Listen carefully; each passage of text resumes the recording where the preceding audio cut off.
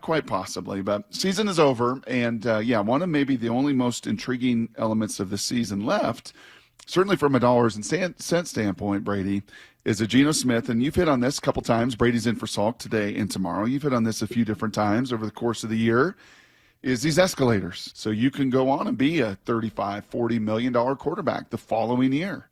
And he's got $6 million, not in incentives that he's going to pocket, but $6 million in escalators that if he's a quarterback next year, add to that bottom line for him. And that's a pretty significant number. It is, yeah. And he had the contract included a total of $30 million in escalators that he could have made. He didn't make any last year, so it was $15 million last year, $15 million this year. He didn't make any of them last year. And of the $15 million, like you said, he's got a chance to make $6 million.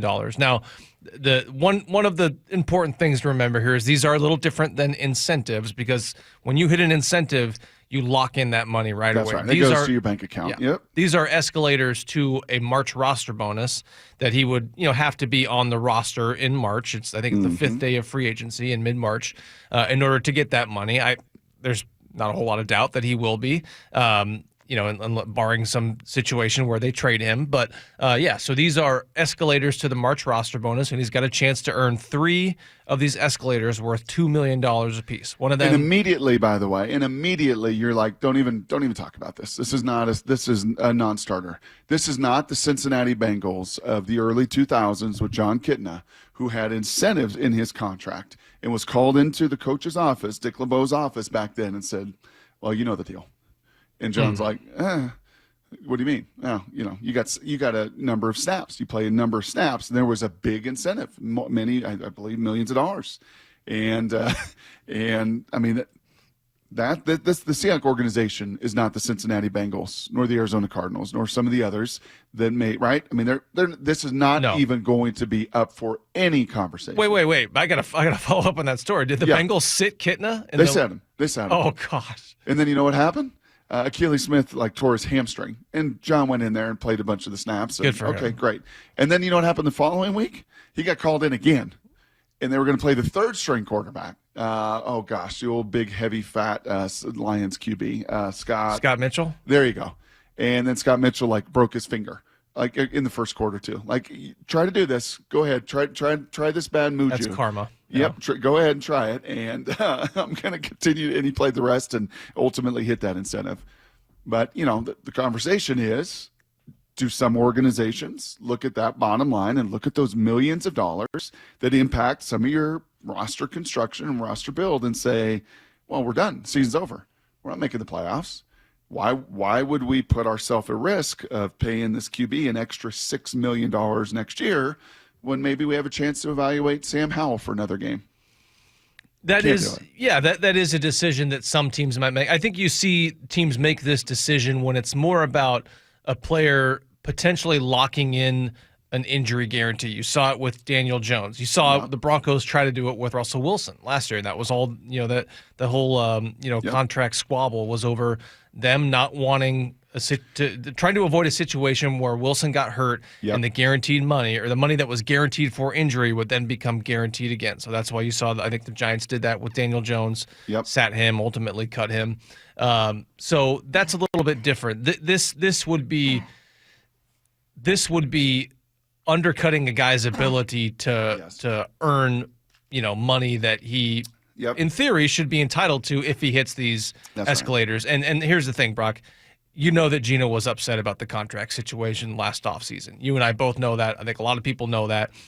John Schneider even said, and Geno Smith even confirmed that, that side went to Schneider in the summer to try to talk about a new deal. Of course, it was a non-starter because they don't redo deals with more than 2 years left. But you know that Geno was upset about the contract last year, having seen all those guys get all those big deals that blew his out of the water, and a lot of those guys were quarterbacks that he has outplayed over the last few years. If you pull this move and try to sit Geno Smith in favor of Sam Howell, by the way, who frankly was not good at all the last time everybody saw him. That's just bad business. It's not only undercutting the player, it is undercutting the locker room and all of the goodwill you have there. Geno has earned the right to finish this out. Geno has played through injury this season. To me, this is a non-starter.